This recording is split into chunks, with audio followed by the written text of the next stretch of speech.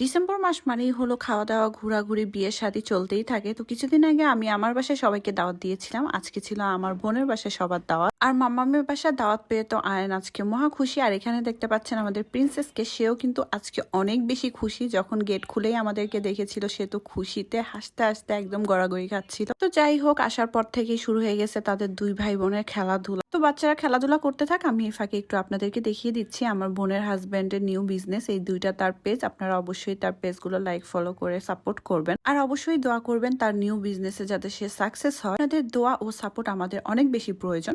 তো এই তো তাদের দুই ভাই বোনের কাণ্ডগুলো দেখেন, তারা আসার পর থেকে একটার পর একটা নিয়ে ব্যস্ত আছে। ডিসেম্বর মাসটা যেহেতু বাচ্চাদের পড়াশোনা স্কুল সবকিছুই অফ থাকে, তাই ঘোরাঘুরি খাওয়া দাওয়া দাওয়াত সবকিছু মিলিয়ে আমার ভীষণ ভালো লাগে। আপনাদের কেমন লাগে অবশ্যই কমেন্টস করে জানাবেন। আজকে যেহেতু বোনের বাসায় গিয়েছি, তাই আর আমি বোরখা হিজাব কিছুই পরিনি। এখানে আমার বোনের শাশুড়ি আদা কেটে শুকিয়ে নিচ্ছে, এটা নাকি ব্লেন্ডার করে গুঁড়ো করে সে চাতে দিয়ে খাবে। সে আমাকে বুঝিয়ে বলছিল এটা নাকি শরীরের জন্য খুব ভালো। আমার বোনের বাসা থেকে এই ভিউটা আমার ভীষণ ভালো লাগে, আর এখানে কিন্তু মেলাও বসেছে। ভেবেছি বাচ্চাদের নিয়ে বিকালে একটু যাব, ঘুরে আসবো। তো আপনাদের ভাইয়াকে আমি বলছিলাম যে বাচ্চাদেরকে নিয়ে বিকালে মেলাতে যাব, কিন্তু আপনাদের ভাইয়া আমাকে একদমই নিষেধ করে দিয়েছে, কোনোভাবেই মেলায় যাওয়া যাবে না। ছোটবেলা থেকে একটা জিনিস আমি আমার বাবার মধ্যেও দেখে এসেছি, যখনই কোথাও মেলা বসতো আর নিয়ে যাওয়ার কথা হতো, আব্বু সম্পূর্ণ নিষেধ করে দিত। আসলে এখানে খারাপের কিছু নেই, কিন্তু এই ধরনের মেলাগুলোতে ছেলেদের অনেক বেশি ভিড় থাকে, ওর শৃঙ্খল পোলাপানগুলো বেশি ঘোরাঘুরি করে এই ধরনের মেলাগুলোতে। তার জন্যই হয়তো আমাদের অভিভাবকরা আমাদের ভালো কথা চিন্তা করে সবসময় নিষেধ করে দেয়। তো যাই হোক, এখানে আমাদের বাচ্চা কাচ্চারা খেলাধুলা করছে, আর আয়ন বলছিল আয়নের ক্ষুধা পেয়ে গেছে, তাই তার মাম্মাম তাকে খাবার দিয়ে দিয়েছে।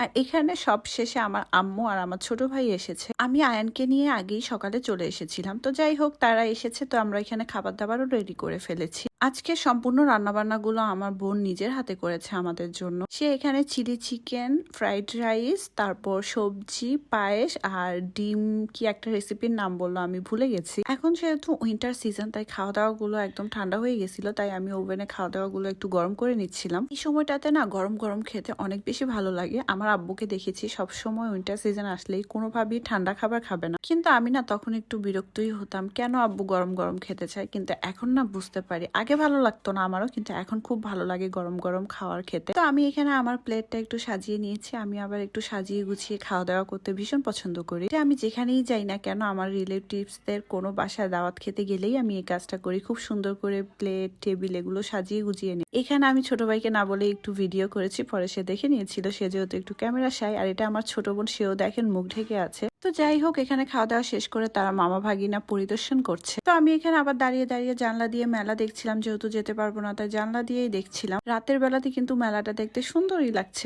আপনাদের ভাইয়া যেহেতু নিষেধ করেছে, তো আমি আর মেলা যাওয়ার সাহস করিনি, কারণ আমি তার কথা রাখার চেষ্টা করি আলহামদুলিল্লাহ। তো আজকের ভিডিওটা এই পর্যন্তই শেষ করছি। সবাই ভালো থাকবেন, সুস্থ থাকবেন, আল্লাহ হাফেজ।